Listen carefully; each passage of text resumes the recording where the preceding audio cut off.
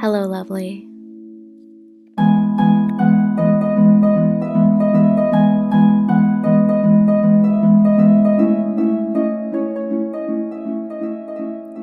Welcome to the Find a Lovely Life podcast, a safe place for all self-love journeys.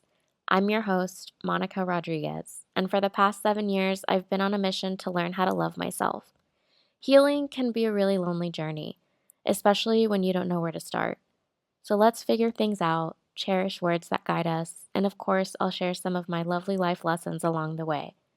If you're looking for inspirational stories, conversations with some lovely souls, and a little life advice, I think you found the right place. Or maybe it found you. Let's try our best and find a lovely life together.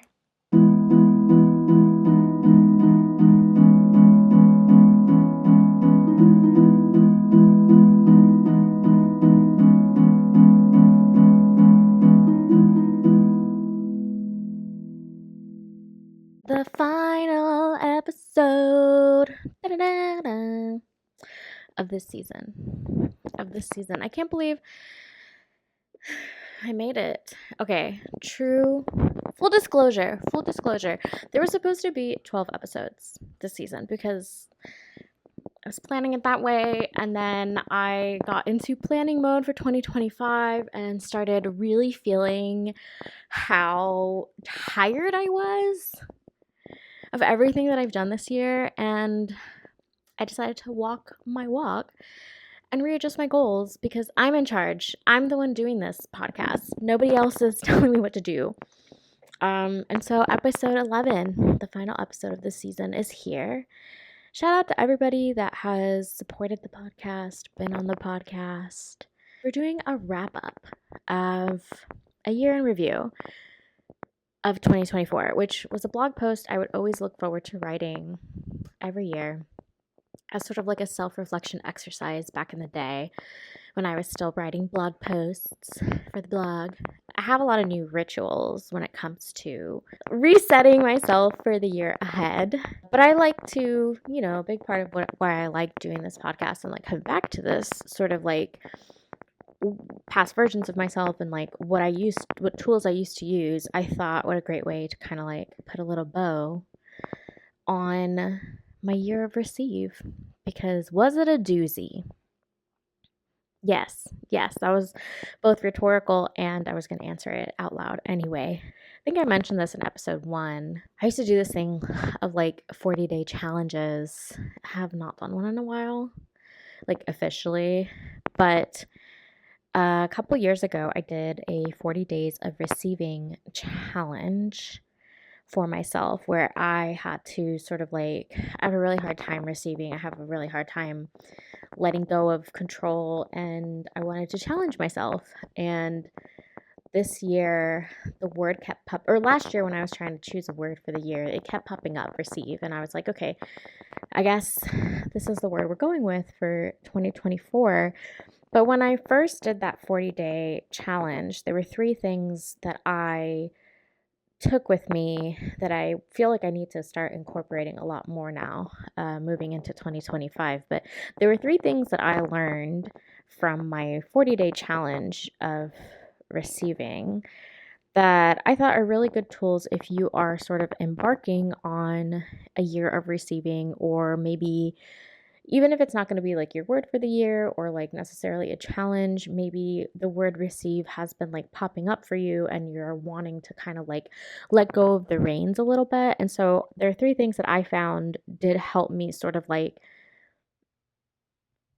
manifest it into some sort of physical form, because I think a word like receive is like an actionable thing, but it also sort of is something that's really hard to see and believe, a lot like faith. And so one of the things that I started doing on my walks, so like incorporating this, finding something that you already do in your routine, whether that's going for a walk, whether that's doing the dishes, whether that's whatever it is that you already do, just adding something on top of that. And so I go on walks regularly with my dog, and one of the things that I started doing was I'm going to pick up a stick and then I'm going to wait for my internal voice to tell me to let it go.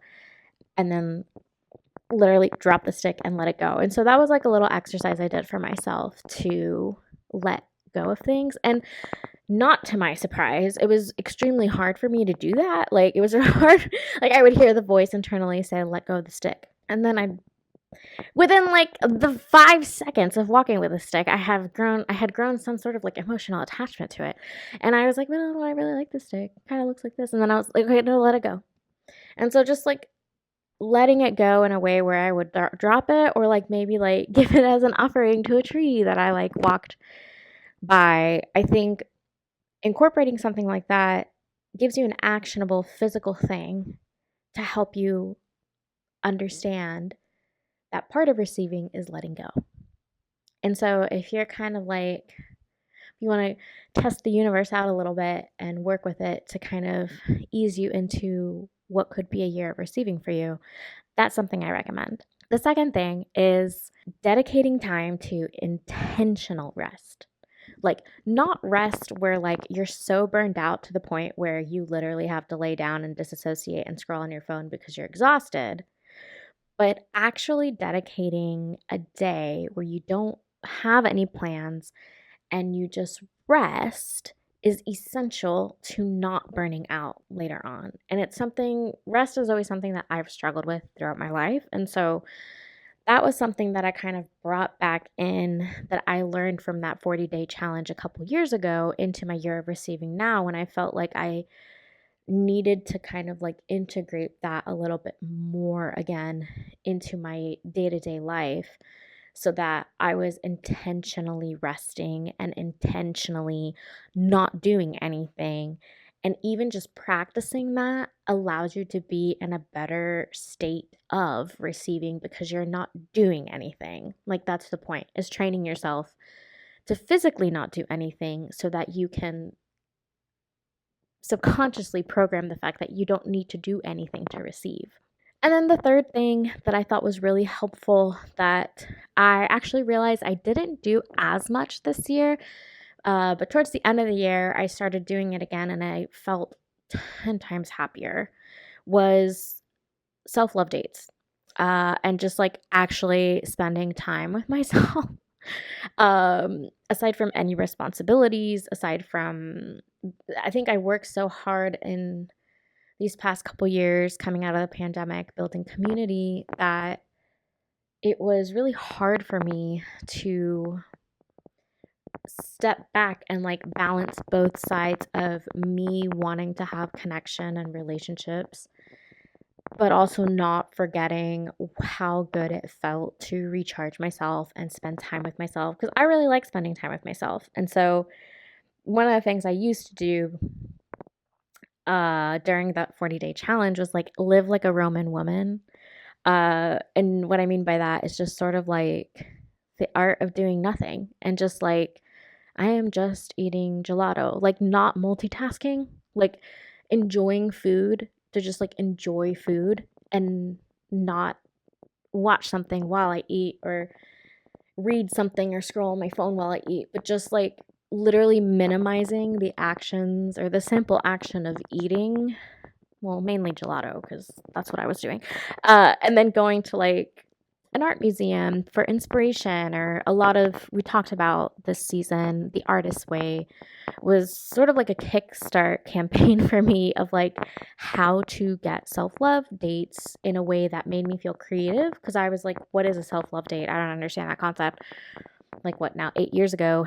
And so doing it with intent and purpose, and not depending on others, but doing it in a sense of like, I want to go do something for myself that will inspire me, that's going to fill my creative cup. And so channeling some other multiverse version of me definitely helped me get into a different mindset, which then put me more so in like a receiving divine feminine energy, which is something I'm going to continue for 2025. And so I think one of the things that I have learned picking a word every year is that you just add it to your toolbox. It's not like this thing where it's like, I mastered the word. No, you just learn to define it on your own terms, and it's now part of your manifesto of your self love journey. And you just continue to reference it and almost pick different books of like, I really want to focus on community. I really want to focus on receiving. And you have this like library of tools to refer back to and help you continue on your self love journey. I think one of the most important things to remember as I was sort of like reflecting on this year and what were the things that happened to me that I could sort of like learn from and also kind of use as like a tool if I ever wasn't feeling safe, then I needed to ground myself or connect to the earth in some way or find overstimulation was paired with nature and outside, um, and seeing how nature can give to me in a way of communicating with the universe in a form of receiving was something that I found really special this year. And I continued to kind of like dive into that sort of realm of literal earth grounding in the form of receiving. And then in a creative way, sort of like explored different desires that I had maybe pushed to the side or like not prioritized this year and allowed myself to really like indulge in that aspect, allowing myself to like focus on my desires and ask for what I wanted. And I think asking what you want is a form of unpeeling different layers of the onion of like your relationship with receiving. So I think focusing on your desire and asking for what you want, I think were things that not just like fueled my creative sense of self and like that part of my confidence, but it also led me to feeling more powerful. And a lot of receiving for me this year also sort of like came with setting boundaries, new boundaries that I had been afraid to set with work, the way that I earned money, what was filling my cup and what was I receiving when you have all these opportunities that come to you and evaluating what you receive and seeing if you like it or not. And then being okay with enjoying the work or some aspect of whatever you're doing. And then realizing that something is no longer aligned with you, or even in sort of like connections or relationships that you don't want to repeat cycles in anymore, having that self worth build up to walking away from things that no longer serve you, which fills you up with more space and room for love. Because I think earlier on, when I was like, oh, like first embarked on this year of receiving, I was like, oh, I give too much. And sort of like was playing around with like the polar opposite or the yin yang of if I'm not giving, I'm giving, therefore I'm not receiving. But I still believe that you have to give in order to receive, with an asterisk on what are you giving to, who are you giving to, and what is happening or alchemizing with that in those situations, in those relationships, and is it making you feel good at the end of the day? Or is it allowing you to continue to grow, to continue to change? And if you run into people that don't understand your growth or don't want you in their life anymore for whatever reason, I think I used to take that really personally uh, years ago, and I've moved into this new place where I feel that It's more so about alignment, and we all choose because of free will. There's nothing you can do about free will. Um, we all choose different paths, and sometimes our paths diverge, and there's nothing you can do about somebody's choice. And so, choosing yourself and continuing to fill your cup and grieving certain things that you feel are no longer a part of who you are, a lot of transformation and growth comes within accepting different chapters of your self love journey. I think a lot of that comes with communicating too and receiving feedback, whether that's, from maybe a book that you're working on, creative feedback, maybe it's communication between your friends or your family members, or finally standing up to someone that is really responsible for a lot of your trauma. And so I think allowing yourself to be in that state of receiving new perspectives helps you grow into a new version of yourself that you get to figure out. And it can feel like you're riding a bike for the first time. So, I think something my therapist told me recently was like, I had said, like, I feel like I relapsed on something that we were working on. And she was like, it's a really harsh thing to say to yourself, Monica, especially because this is all new to you, and like how much work you've been doing, and being gentle and kind to yourself when you're sort of like in that transition, I think is really important. When you're kind of like figuring out or navigating a new path in your self love journey, and going back to sort of like knowing more clearly, what you want out of this possible new experience. I dropped water. Blessed. I was blessed. Knowing what you want and visualizing that. I think one of the things that I learned this year in receiving, I thought I was going to receive a lot of physical things, and I did, but I wasn't expecting to receive a lot of sort of like spiritual spiritual gifts and spiritual sort of lessons in my year of receiving, which obviously, why wouldn't that have happened to me? But I think that was one of the most surprising and yet powerfully motivating things, because it helped me realize my power and my self worth, and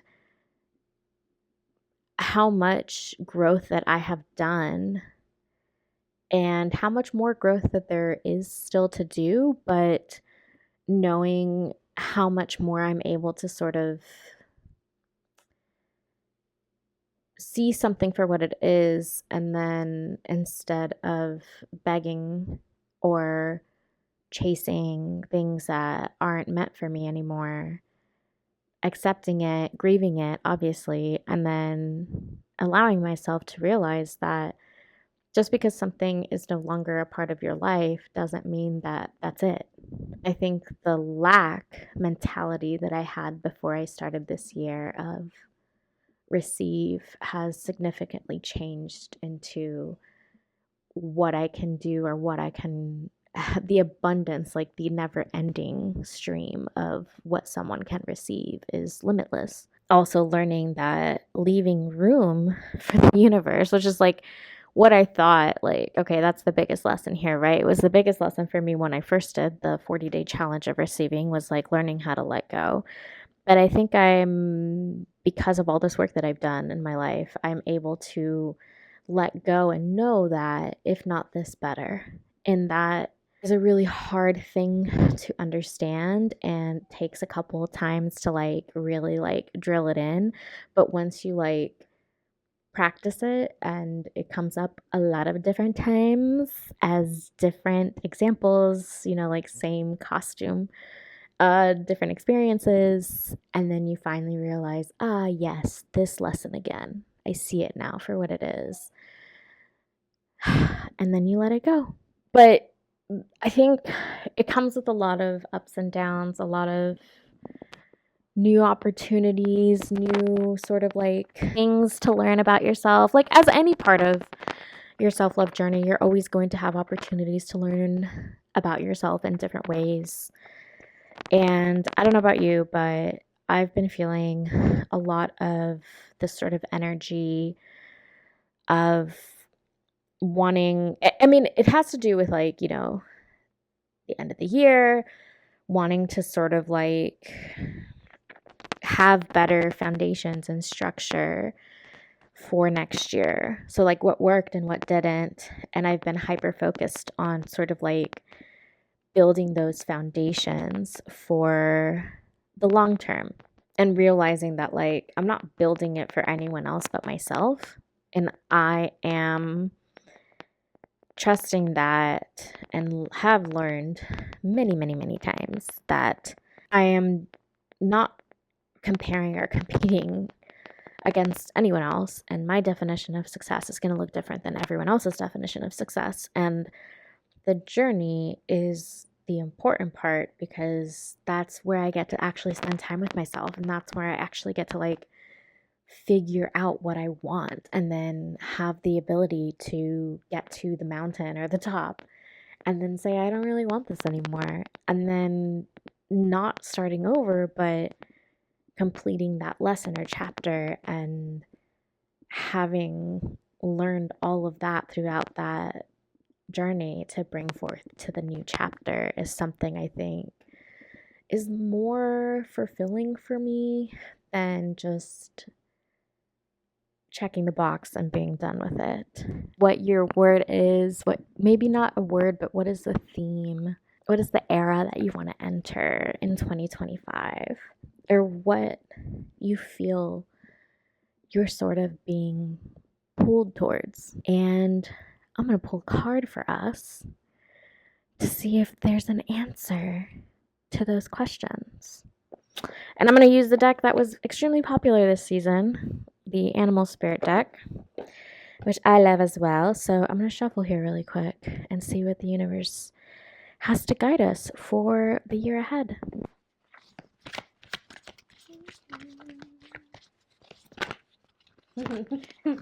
Okay. That's funny. The snake. It's funny because I associate this card a lot with an album from Coldplay because it has the flower of life in the center of this card. A Head Full of Dreams is the title of that album. It's funny because I feel like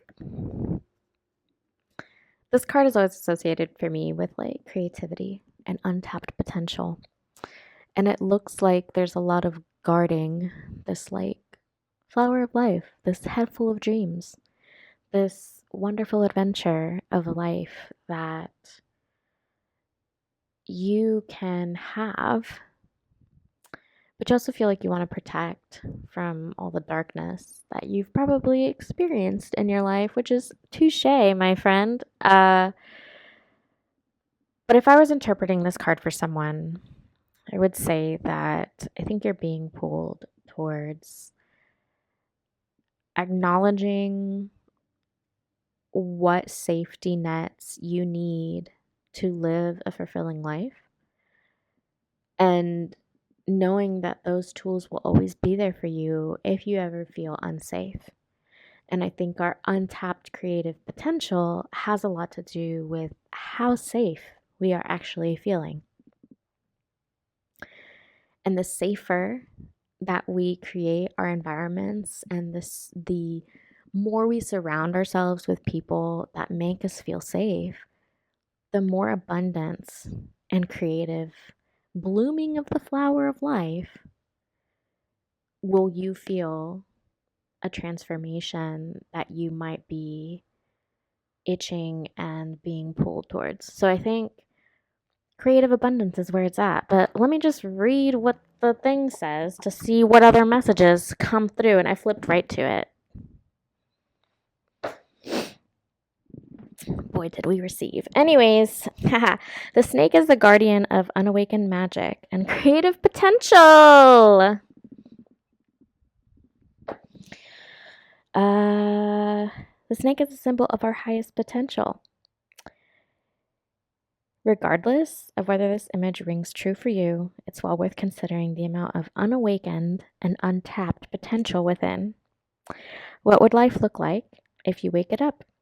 How can you stir it from slumber? Make haste! The snake card appears when there's no more time to waste. So I think it's okay to be protective. And this is also earth energy. So kind of like going back to that safety and grounding thing that I learned. I think whatever creative endeavor that you want to pursue next year, it will be supported by the universe. Because it's knock, knock, knocking on heaven's door. And heaven is you. And yeah, don't eat your own tail, but make sure you use those tools to feel safe because your safety is the ingredient. Ding ding. Confirmation to your creativity. And so now that we have some answers, thankfully, from the universe, I would like to do a recap of season 1 and all the lovely guests that we interviewed.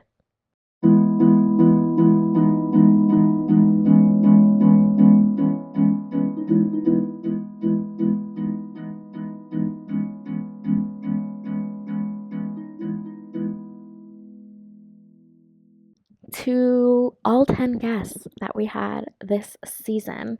Starting out with episode 1 with Janessa Graham and how words can help guide us. One of the things I want to emphasize, I said it before and I'll say it again, continue the word, right? So just because you chose one word, doesn't mean it's over. It doesn't mean it's not going to show up. It just means that now you're more self-aware about it and it's part of your self-love journey. So learning to build on the words that we choose and build the relationships that fulfill us. And in any season of life, you're going to start new chapters. We're starting a new chapter Gregorian calendarly in a couple of days. But talking to my sister in episode 2 reminded me that you can start over or start something new whenever you want to.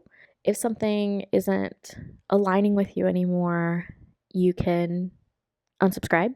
There might be times in our journey where things are scary, but is it freeing? Is it liberating? When we walk through our self-love journey, the moments that promote free will should be hell yes opportunities. Each guest that I interviewed this season was the longing for like connecting with your inner child. And there's this like my brother and I used to watch this movie a lot growing up. It's a hit or miss reference, but there's this movie, it's the live action of like Rocky and Bullwinkle, and there's a scene where like the inner child's behind the glass of like the eye of the adult and they're like, let me out.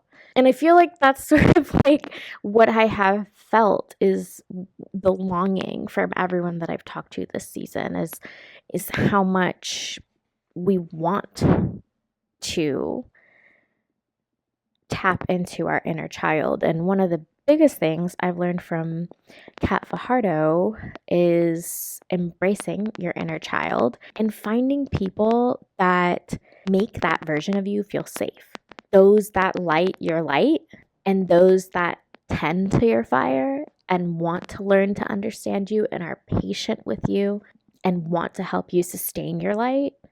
Those are your people. And also learning from Kat to give yourself time to process things, I think was a really big, lovely life lesson nugget that we talked about in episode 3 of how much that has helped me as a person in my self-love journey and also in my relationship to others, allowing people time to process things and then processing things for myself, which led to our wonderful conversation with Amara Taylor in episode 4, where we talked about trusting the process, whether you're healing something physically or you sort of stumble into a self-love healing shadow work spiral healing journey. I think the process like what we've talked about, is what makes this journey so special. It's the climb. One of the biggest lessons I think you'll learn along the way is that self love is action, and you get to decide the direction that you want to go. And so, talking to my mentor, James McCowan, in episode 5, really sort of like set those goals to action moments, not only like professionally in my career, but also how to implement that in that skill set in all areas of your life. Because you get to decide on your goals and you get to move them and readjust them accordingly. And James taught me a lot about action towards goals and then eventually turning those into habits, which is new programming for your self love journey. And how much of the self love journey really is about reprogramming and readjusting, and it's not linear, just like nothing is in life. So, taking action can definitely be scary sometimes, and facing your fears, I think, is a really brave thing to do when it comes to self love. And Linda Camacho taught me to sort of like, when specifically in my career, but like applying this to anything in your life, learning as you go and doing things you've never done before and not being an expert in them is okay, because we all have to start somewhere. And there's always someone out there that can show you or kind of do a quick hour-long masterclass of like how they did it and show you their blueprint. And I think that comes with you being brave enough to reach out and want to learn a new skill that's going to help you change and become a new version of yourself that you can then use as another tool for your self love journey later on. And a lot of times, like this podcast that I started, trying things for the first time is like learning how to ride a bike for the first time. You're going to get rejected. You're also going to fall and you're going to fail, but then you're also going to get back up and try again. And episode 7 with the lovely Sofia Aguilar taught me that living a creative life is possible, and it's not going to look the same for everyone, but using other people's creative lives as an inspiration and as a guide is great. And it's also confirmation that you are on your own journey doing the same and building your own blueprint too. And the more blueprints that we have in the world about how a creative, multi purpose life looks like, the better. So just be gentle with yourself when you're starting out and you're starting something new, because you might not have anybody that has shown you, but that doesn't mean that you can't reach out to people that are on the same path doing what you're trying to do to foster a sense of community and connection, and also feel like, oh, that's really cool what they're doing. I really admire that. I want to do that too. And then try something new that works for you, whether that's your own schedule or a routine or ritual. And I think the more creative people that share their experiences, the more we can have more people chasing their creative life and having the snake card come up again and really pushing through the holding yourself back from just being the full, bright, light, colorful person that you want to create a lovely life for. And along the way, you'll have some serendipitous meetings with others on your journey. You'll always meet new people on your journey, and synchronicity will activate, and you'll be more in tune with yourself. And meeting Jesus Garcia from episode 8 was really kind of confirming a pivotal point in my spiritual journey and helped to remind me how powerful we really are and how much more power that comes from community and meeting people that kind of like help give you seeds, literal seeds, to kind of help you plant and water on your own along the way. And listening to other people's journeys was one of the big reasons why I wanted to start this podcast. I didn't want it to just be about me, and knowing that we all sort of change in different seasons helps us to continue to grow and align with others that come into our orbit, who are also sort of like on that same self-healing path. And it gives us opportunity to ask for help and ask questions to promote our growth even more. And all of that can definitely lead to combating some form of perfectionism, which is a hard programming pattern to break, but you're not alone in that. And another really hard programming pattern to break that ended up being one of my favorite episodes this season was really diving into the eldest daughter software. Talking to Julie C. Dow about putting yourself first. As an eldest daughter was a real muscle relaxant for me because it's not easy being the eldest daughter, and it's one of like the hardest jellyfish tentacles that I've had to untangle in therapy, and I've worked really hard on that identity pillar of mine.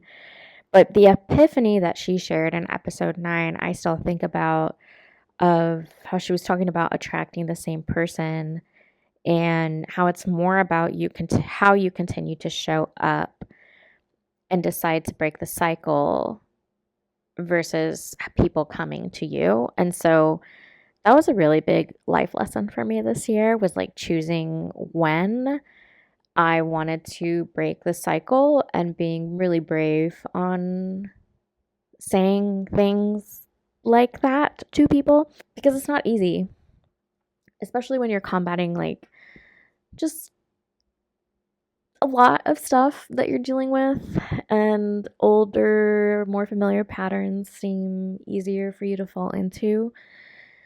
But speaking of cycles, I think I've mentioned here before that my biggest shadow was 15-year-old me when I was diagnosed with type 1 diabetes.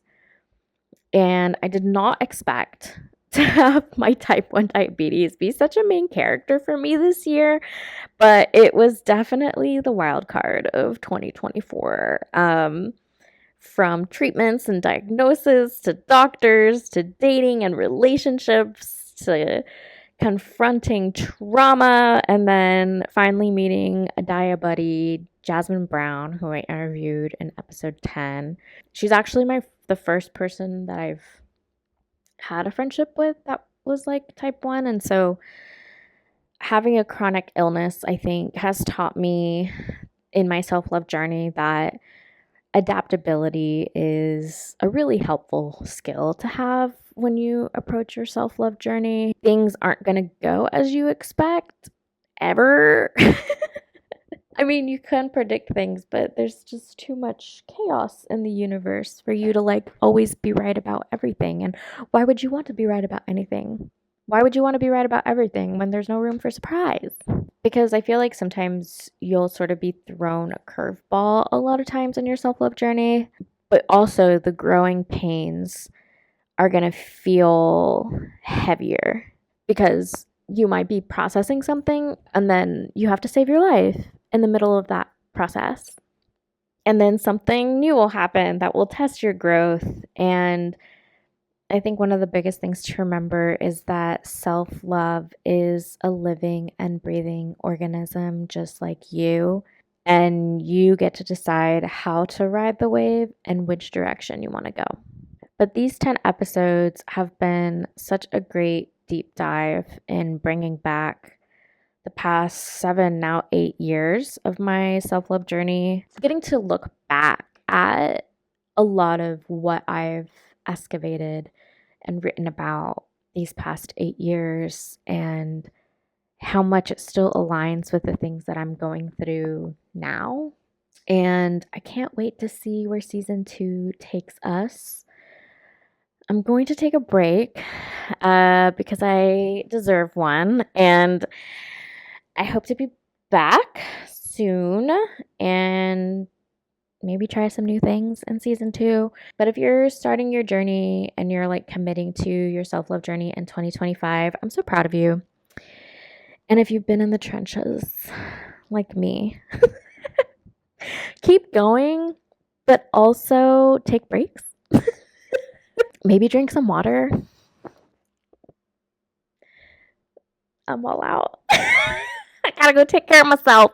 But before I go, I have one more lovely letter for you that I want to share.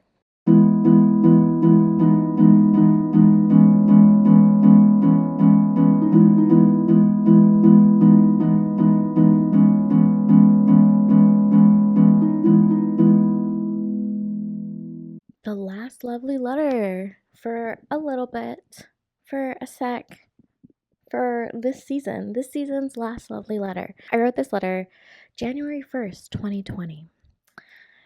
Before I even knew what that year was going to bring. And kind of goes back to like what we've been talking about, right? Like we can have all these plans and like have expectations of what the year is going to bring us, and then it takes us in a completely different direction. And I think I wrote this to just sort of like remind myself that I'm still in control of how I want to make the best of something. As the last letter of the season of this podcast, season 1, I wanted to read this to you. And it's called Dear Lovely, This Is Your Year. Dear Lovely, this is your year. This is your decade. You get to make it what you want. I have a good feeling about this one. You should too. Not only is it a year, it's also a new decade, which means you have 10 years to reach your long-term goals. So what is it that you're working towards? Besides the common milestones that might happen in these next 10 years, what are some milestones you want to set for yourself? Remember that you are the one who defines your own success. You get to set the tone. You get to decide when to say yes and when to say no. So what does success mean to you? You don't have to do it all at once.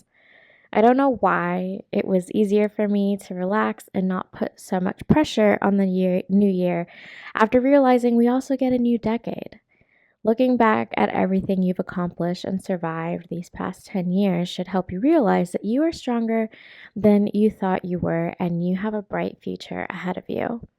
My love, you're only just getting started. While today may be the first day of the year, remember that you don't have to do everything on your list all at once. Start by doing one thing and setting the right intentions. Building a new habit is not going to happen overnight. Be kind to yourself. Stay resilient. Keep going.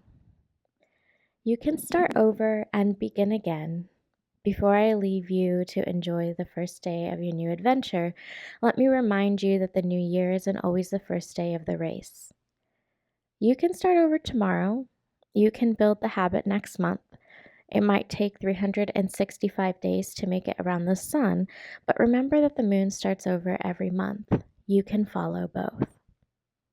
You can add to your goals, modify them, remove them from your list completely if you feel like they aren't working for you anymore. But stick with it. The progress, that is. As long as you're moving forward, you are always winning. So Happy New Year, love. I hope it's a great one. In fact, I know it will be because you're already on your way to making it happen for yourself. This is your year. You got this. With love, Monica.